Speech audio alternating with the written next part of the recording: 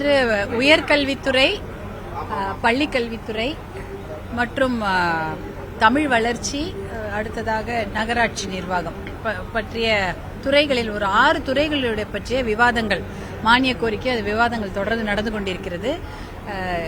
காலையில மாண்புமிகு முதலமைச்சர் அவர்கள் 110 விதியின் கீழே ஒரு 3 அறிவிப்புகளை வெளியிட்டார். அதை எல்லாருமே வரவேற்று மகிழ்ந்தோம். நல்ல அறிவிப்புகள் சொல்லியிருந்தாங்க. விவாதங்கள் தொடர்ந்து நடந்து கொண்டிருக்கிறது. இப்ப அதுல பாத்தீங்கன்னா நாங்க நகராட்சி நிர்வாகத்துல என்ன சொல்றோம்னா, கண்டிப்பாக நல்ல நீர்நிலைகள்ல கழிவு நீர் கலப்பது தடுக்கப்பட வேண்டும். ஏன்னா கழிவு நீரை கொண்டு போய் நல்ல தண்ணியில கலப்பது என்பது சட்டப்படி குற்றம். ஆனா எல்லா நகராட்சியும் எதுவா இருந்தா, எல்லா நகராட்சியா இருக்கட்டும் மாநகராட்சியா இருக்கட்டும் இதான் செய்யறாங்க. இப்ப கூவம் எப்படி கெட்டு போச்சு? கழிவு நீரை கூவ நீர்ல நல்ல நீர்ல கலக்கறதுனால தான். தருமபுரி மாவட்டத்துல சனத்குமார்ன்ற அருமையான நதி, அந்த நதியில கழிவு நீர், அங்க இருக்கக்கூடிய 33 வார்டுகளுடைய சாக்கடை நீரை அங்கு கலப்பதால அது கெட்டு போகுது. எல்லா ஊர்லயுமே இது நடந்து கொண்டிருக்கிறது. அதாவது கழிவு நீரை கொண்டு போய் அது மில்லியன் லிட்டர்ஸ் பர் டே, லட்சக்கணக்கான மில்லியன் லிட்டர்ஸ், எம்எல்டின்னா அதான் பர் டே, லட்சக்கணக்கான சாக்கடை நீரை கொண்டு போய் நல்ல தூய சுத்தமான ஆற்றிலையும் நதியிலையும் கலப்பதால மிகப்பெரிய சுகாதார சீர்கேடு மட்டுமல்ல, தண்ணியே இல்லாத ஒரு நிலைமை எல்லா நகராட்சிக்கும் இருக்கிறது. அதனால அதை தடுக்க வேண்டும். அதுக்காக தான் இந்த மானிய கோரிக்கைகளை நாங்க நிறைய எழுதி கொடுத்திருக்கிறோம், வெட்டு தீர்மானங்கள்லாம். இதை எப்படி தடுத்து நிறுத்த போறீங்க அப்படின்னு அதற்கான விடைகளையும். ஏன்னா அது கிளீன் அப்க்கு மட்டும் பத்தாது, கழிவு நீர் கலக்காம தடுக்கணும். 2 விதமா ஆக்ஷன், ப்ரோ ஆக்ஷன். ஆக்ஷன்னா குப்பையான அப்புறம் சுத்தம் பண்றது, ப்ரோ ஆக்ஷனா முன்னாடியே ஆக்ஷன் எடுக்கிறது, குப்பையா உள்ள கொட்டாம பாத்துக்கிறது. 2யுமே நம்ம செய்யணும். அதற்கான நிதிகளே அங்க நகராட்சி நிர்வாகம் வெளியிட வேண்டும்னு அது ஒரு விஷயம் சொல்லியிருக்கோம். அதே போல தமிழ் வளர்ச்சிக்கு நிறைய திட்டங்களை சொல்லியிருக்காங்க.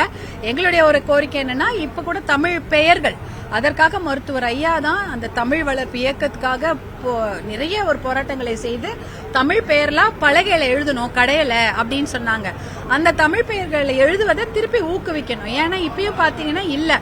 அதே சமயம் நிறைய வெளியூர்ல இருந்து வரக்கூடிய தமிழர்கள் நம்ம கிட்ட கேட்கறது என்னன்னா, நீங்க என்ன இங்கிலீஷ் பேரையா தமிழ்ல எழுதி வைக்கிறீங்க அப்படின்றாங்க.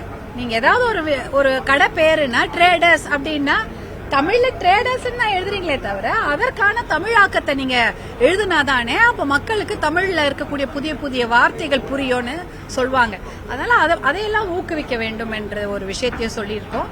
அதே சமயம் உயர்கல்வித்துறை, பள்ளிக்கல்வித்துறையில ஏகப்பட்ட கேஸ், ஏகப்பட்ட ஜீவோ, எந்த ஜீவோ போட்டாலுமே வேலை கொடுக்க கூடாதுன்னு ஜீவோ, அவர்களுக்கு இன்னொரு ஜீவோ போட்டீங்கன்னா அவங்களுக்கு உயர் பதவி வழங்கக்கூடாதுன்னு ஒரு ஜீவோ, இன்னொரு ஜீவோ பாத்தீங்கன்னா அவங்களுக்கு சம்பளத்தை ஏத்தக்கூடாதுன்னு ஜீவோ எல்லாமே எதுக்கு? பள்ளிக்கூடத்திலயும் கல்வியிலயோ எக்ஸாம், ஒரு எக்ஸாம் பத்தாம 4 எக்ஸாம். அப்போ எப்படி ஆசிரியர்களோ இல்ல அங்க பணியாற்றக்கூடிய விரிவுரையாளர்களோ எப்படி பணி செய்வாங்க? அந்த ஆபீஸ் ஸ்டாஃப் இருக்காங்க பாருங்க, அதுக்கே பெரிய வேலை இருக்கு.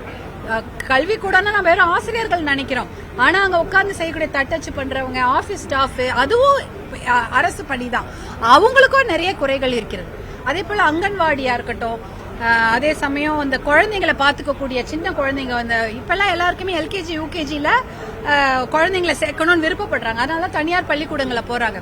அரசு பள்ளிக்கூடங்கள் சில இடத்துல இதே போல அதாவது ஃபர்ஸ்ட் ஸ்டாண்டர்ட், அதாவது 1வது கிளாஸுக்கு முன்னாடி, வகுப்புக்கு முன்னாடி சேர்க்கக்கூடிய 2 வருடம் ஒரு ஆரம்ப கல்விக்கு முன்னாடி ஒரு கல்வி கொடுக்கறாங்க. அதற்கான கூட ஆசிரியர்களை தேர்வு பண்ணிருக்காங்க. பட் அவங்களுக்கும் நிறைய கோரிக்கைகள் இருக்கு. இப்படி நிறைய கோரிக்கைகள் ஆசிரியர்களுக்கு, ஆசிரியர்கள் அல்லாத கல்வித்துறையை சேர்ந்தவர்களுக்கு இருக்கிறது. அதையெல்லாம் நிவர்த்தி பண்ண வேண்டும் என்றுதான் நாங்க இன்னைக்கு காலையில மானிய கோரிக்கையில பேசினோம். எங்களுடைய இன்னொரு விஷயம் என்னன்னா, தமிழ் பெயர்களை குழந்தைங்களுக்கு சூட்டுபவர்களுக்கு மாண்புமிகு முதலமைச்சர் அவர்கள் சிறப்பு பரிசு கொடுக்க வேண்டும். ஏன்னா இப்ப எப்படியுமே பிறக்கின்ற குழந்தைகளுக்கு மாண்புமிகு முதலமைச்சர் தங்க மோதிரம் கொடுத்து குழந்தைங்க அவங்க பரிசளிப்பதாக சொல்லி இருக்கிறாங்க. இதுவும் தமிழ் பெயர்கள் வைக்கக்கூடிய பெற்றோர்களுக்கும் குழந்தைங்களுக்கும் இன்னும் சிறப்பு பரிசு அறிவித்தால் இன்னும் கூட தமிழ் பெயர்களை ஊக்குவிக்க அது ஒரு திட்டமாக அமையும்னு நாங்க நினைக்கிறோம். நன்றி. இன்றைய தினத்துல மீண்டும் இந்த பேருந்துகள், கட்டணமில்லா பேருந்துகள் அறிவிப்பு, 3 சிலிண்டர்கள் இலவசம், வங்கி கணக்குல வர வைக்க போறோம் இதெல்லாம் சொல்லிக்கிட்டே இருக்காங்க. தமிழ்நாட்டுடைய கடன் அளவு ஒரு பக்கம் ஏறிச்சே இருக்கு, இன்னொரு பக்கம் இந்த திட்டங்களுக்காக செலவு செஞ்சுக்கிட்டே இருக்கிறது எப்படி பார்க்குது மீண்டும் பாட்டாளி மக்கள் கட்சி? பாட்டாளி மக்கள் கட்சியை பொறுத்த வரைக்கும் மக்களுக்கு தேவையான இலவசங்களை கண்டிப்பாக கொடுக்க வேண்டும். அது விவசாயமா இருந்தா இடுபொருள், டிராக்டர் போன்ற விஷயங்களை கண்டிப்பாக விவசாயிகளுக்கு இலவசமாக கொடுக்க வேண்டும். படிப்பு அப்படின்னா அந்த படிப்பு இலவசமாக கொடுக்க வேண்டும். இலவசமே வேண்டான்னு பாட்டாளி மக்கள் கட்சி சொல்லவில்லை. கல்வி, மருத்துவம், விவசாயம், தொழில் இது என்ன வேணா இதுக்காக எவ்வளவு வேணாலும் இலவசங்கள் கொடுக்கலாம். கண்டிப்பாக கொடுத்தாதான் அது ஒரு பசங்க படிப்புக்கோ அவர்களுடைய சுகாதாரத்துக்கோ விவசாயிகளுடைய நல்வாழ்வுக்கு மிக முக்கியமான இலவசங்களை கண்டிப்பாக கொடுக்க வேண்டும். இப்ப நீங்க கேக்குறது வந்து பேருந்து பயணம் இலவசமாக இருக்கிறது அப்படின்னு சொல்றீங்க. இப்ப இன்றைக்கு இருக்கக்கூடிய கால சூழ்நிலையில அவர்களுக்கு பொருளாதாரம் பெரிய கேள்விக்குறியாக இருக்கு. அவங்களுக்கு பெண்களை பொறுத்த வரைக்கும் அவர்களுக்கு பொருளாதார சுதந்திரம் என்பது கிடையாது. இப்ப 100 நாள் வேலை திட்டத்தை நம்பிதான் இருக்கிறாங்க. அப்படி இருக்கும்பொழுது அவங்களுக்கு இதெல்லாம் வழங்கப்படுவது பெண்களுக்கான ஒரு நல்ல விஷயமா தான் நான் பாக்குறேன். இப்ப பேருந்துல பெண்கள் இப்போ ஒருத்தரை வந்து ஒரு இடத்துல அடைச்சு வைக்க கூடாது, அவங்க நல்லா ஃப்ரீயா போயிட்டு வரணும். அப்படி போனாதான் அவங்க படிப்புக்கோ வேலைக்கோ இல்ல மற்ற வேலைக்கோ அவங்களுக்கு வந்து ஒரு எப்படி சொல்றது ஒரு சுமூகமாக இருக்க வேண்டும் என்பதனால இந்த இலவச பேருந்து பயணத்தை அறிவிச்சிருக்கிறாங்க. ஏற்கனவே இருக்கிற திட்டம் தான் பேருந்து பயணத்தை அறிவிச்சிருக்கிறாங்க. இன்னும் கூட அதை விரிவுபடுத்தி இருக்கிறாங்க கிராமப்புறங்களுக்கு. அது ரொம்ப மிக வரவேற்கக்கூடிய திட்டம். பெண்கள் வந்து அந்த 10 ரூபாய் கூட முக்கியம் அப்படின்ற மாதிரி ஒரு நிலைமை தான். அதனால அவங்களுக்கு அது மிக உபயோகமாக இருக்கு. விமான நிலையம் ரத்து செய்யப்படும். அதை நாங்க முதல்ல இருந்தே பாட்டாளி மக்கள் கட்சி விவசாய நிலங்களை எந்த ஒரு நலத்திட்டங்களுக்காகவும் பிடுங்கக்கூடாது என்பதில் பாட்டாளி மக்கள் கட்சி தொடர்ந்து போராடி கொண்டு வருகிறது. எந்த ஒரு விவசாய நிலங்களையும், அதுவும் 3 போகம் விளையக்கூடிய விவசாய நிலங்கள், அது ஒண்ணுதான் அவங்க வாழ்வாதாரம். அதை பிடுங்கி எந்த ஒரு நலத்திட்டங்கள், ஏன்னா இது நலத்திட்டம்னே சொல்ல முடியாது, சுற்றுச்சூழலுக்கு எதிரான திட்டம் கூட சொல்ல முடியாது. இது எப்படின்னா நீடித்த வளர்ச்சிக்கான நலத்திட்டங்கள் இருந்தால் அது சுற்றுச்சூழலை கணக்கில் எடுத்துக்கொண்டுதான் செய்ய வேண்டும். அப்போ இது சுற்றுச்சூழலுக்கோ விவசாயத்துக்கோ எதிரான திட்டமாக இருந்தால் அது எந்த ஒரு திட்டமும் தேவையில்லை.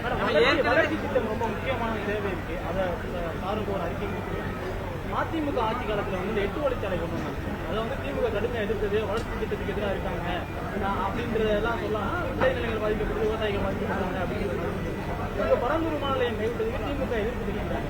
வளர்ச்சி திட்டங்கிறது எவ்வளவு முக்கியமானது? அதிமுக காலத்தில் இருக்கும்போது வளர்ச்சி திட்டமா இருந்தாலும் விவசாயிகள் பாதிக்கப்பட்டதா எதன் அடிப்படையில் அவரோட கருத்து? நீடித்த வளர்ச்சி, அதாவது நீடித்த வளர்ச்சி, சஸ்டைன்டு டெவலப்மெண்ட் இல்ல, சஸ்டைன்டு டெவலப்மெண்ட். இன்னும் 100 வருஷத்துக்கு அந்த வளர்ச்சி திட்டம் இருக்கணும். நீங்க ஒரு வளர்ச்சி திட்டம் கொடுத்து ஒருத்தரை வளர்த்துட்டு இன்னும் 2 பேரை சாவடிக்கிறது வளர்ச்சி திட்டம் கிடையாது. அதுதானே நீங்க வந்து விவசாயிகளுடைய இடங்களை பிடிங்கிட்டீங்கன்னா அந்த விவசாய பெருங்குடிய அவர்களுடைய வாழ்வாதாரத்தை அவர்களை நசுக்கி விட்டு இல்ல அவங்கள 2 பேர் சாவடிச்சு விட்டுட்டு வேற ஒரு பொருளாதாரத்தை வளர்க்கிறேன்னு சொல்றது எந்த விதத்திலயும் நியாயம் இல்லை இல்லையா? அதனால நீடித்த வளர்ச்சி இருக்கக்கூடிய திட்டங்களுக்கு தான் முன்னுரிமை தரப்பட வேண்டும். அதனால விவசாய நிலங்களை எடுப்பதோ அத விவசாயிகளுக்கு பாதிப்பு ஏற்படக்கூடிய திட்டங்கள் வந்து தேவையில்லை. பள்ளிக்கல்வித்துறையில வந்து பல புகார்கள் வந்திருக்கு, செய்திகள் வெளியில வந்திருக்கு. அதாவது அரசு அறிவிச்சா வந்து ஒரு அமௌண்ட் வாங்காம அதுக்கு மேல எவ்வளவு வாங்குறாங்க அப்படின்னு செய்தித்தாலே வந்துச்சு, இப்போ ஊடகத்திலே வந்துச்சு. இது வரைக்கும் எது மாதிரி நடவடிக்கை எடுத்துருக்காங்க, அதை பத்தி உங்களுடைய கருத்து எதாவது பகிர்ந்துருக்கீங்களா? உங்களுடைய ஸ்டாண்டர்ட் பள்ளிக்கல்வித்துறையில நிறைய நான் கூட பள்ளிக்கல்வித்துறை பத்தி இப்ப சொன்னேனே, ஏகப்பட்ட கேஸ் இருக்கு, நிறைய குற்றச்சாட்டுகள் இருக்கு, நிறைய பிரச்சனைகள் இருக்கு. அதையெல்லாம் களைய வேண்டும். அதற்கு வந்து அமைச்சர்கள் நடவடிக்கை எடுப்பார்கள் என்று உறுதியாக நம்புகின்றோம்.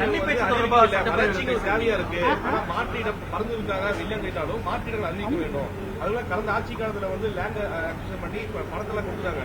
இப்ப அதை என்ன பண்ண போறாங்கன்னு ஒரு கேள்வி திமுக முன்வைக்கிறாங்க. அதை போய் பார்க்க அது என்ன, மாற்று இடத்தை தேர்ந்தெடுக்க வேண்டும்.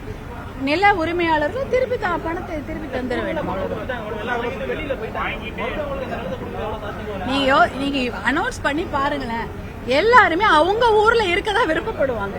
வாங்கிட்டு எங்க போயிருப்பாங்கன்னு எங்கேயாவது போய் ஏதோ ஒரு இடத்துல வீடு ஒரு காலநிலை அகதிகள் சொல்றோம் இல்லையா, காலநிலை அகதிகள் மாதிரி அவங்க ஊர்ல இருந்து இன்னொரு ஊருக்கு அகதியா தான் போயிருப்பாங்க. இப்ப அவங்களுக்கு அந்த இடத்துக்கு திருப்பி வருவதுக்கு நிறைய பேர் முன் வருவாங்க. ஆமா இல்ல இல்ல, அதாவது அந்த கன்னி பேச்சு அப்படின்ற அந்த வார்த்தைகள் தான் வந்து அந்த பிரயோகம் வந்து அந்த அளவுக்கு அது அந்த காலத்துல அதெல்லாம் சொல்லிட்டாங்க. நம்ம ஊர்ல அப்படி சொல்ல வேண்டியது கிடையாது. நமக்கு அறிமுகம் அப்படின்ற வார்த்தை ரொம்ப அழகு வார்த்தை இருக்கு. அறிமுக உரைன்னு சொல்லலாமேன்னு தான் நான் ஒரு ஒரு ஒரு மாற்று சஜஷன் அவங்களுக்கு ஒரு ஆலோசனை சொன்னேன். வேற கோரிக்கை தான் கன்னி பேச்சுன்றத முதல் பேச்சு சொல்லலாம். முதல்ல இருந்து சொல்லிட்டு இருக்கோம். போன 5 வருஷம் அப்படிதான் பண்ணாங்க. பல்வேறு விமர்சனம் அந்த மாதிரி ஒரு அவதூறு கருத்துக்கெல்லாம் நான் வந்து முதல்ல பேசும்போதே பெண்களுக்கு ஒரு விழிப்புணர்வு சொன்னதே அதுதான். அவதூறு கருத்து வலைதளங்களில் வந்தால் அதை பற்றி நம்ம வந்து மிகப்பெரிய கவலைக்குள்ளாக கூடாது என்ற ஒரு கருத்தை நான் வந்து ரொம்ப வருஷத்துக்கு முன்னாடி சொல்லிட்டேன். அது மாதிரி அவதூறு காட்சிகளோ அவதூறு கருத்துகளோ சமூக வலைதளங்களில் வந்தால் அதையெல்லாம் புறம் தள்ளிவிட்டு பெண்கள் சமுதாயம், மகளிர் சமுதாயம் தைரியமாக முன்னேற வேண்டும் என்பதுதான் என்னுடைய கருத்து. அன்னைக்கும் இன்னைக்கும் அதே. நன்றி.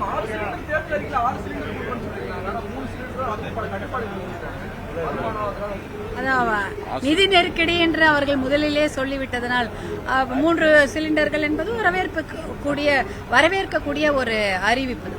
நன்றி நன்றி. ஆசிரியர் பேராசிரியர்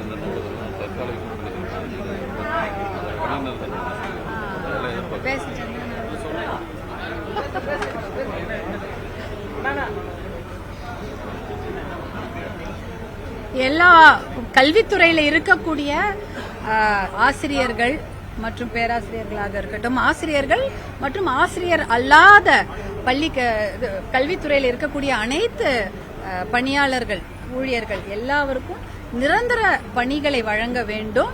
தற்காலிக பணி செய்யக்கூடிய அனைவரும் ஒரு 5 வருஷம் தற்காலிக பணி செய்திருந்தா கூட அவர்களுக்கு நிரந்தர பணியை வழங்கி அவர்களுடைய கஷ்டத்தையும் அவங்களுடைய கவலையும் போக்க வேண்டும். ஏன்னா நாளைக்கு அந்த பணி நமக்கு நிரந்தரமா இருக்குமா? அவர்கள் இறந்து விட்டால் கூட அவங்களுக்கு அந்த பணிக்கு அவங்களுடைய வாரிசுதாரருக்கு வேலை இருக்கும் அரசு பணியாக இருந்தால்.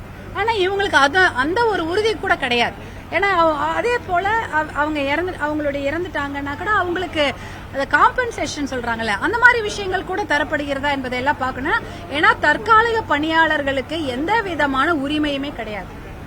அவங்கள எல்லாரையுமே நிரந்தர நகராட்சி நிர்வாகத்தில் பணி செய்யக்கூடியவர்களா இருக்கட்டும், இல்ல கல்வித்துறையா இருக்கட்டும், எல்லா துறையிலுமே தற்காலிகமாக பணி செய்பவர்கள் அனைவருக்கும் நிரந்தர பணிகளை உருவாக்கி தர வேண்டும். நன்றி.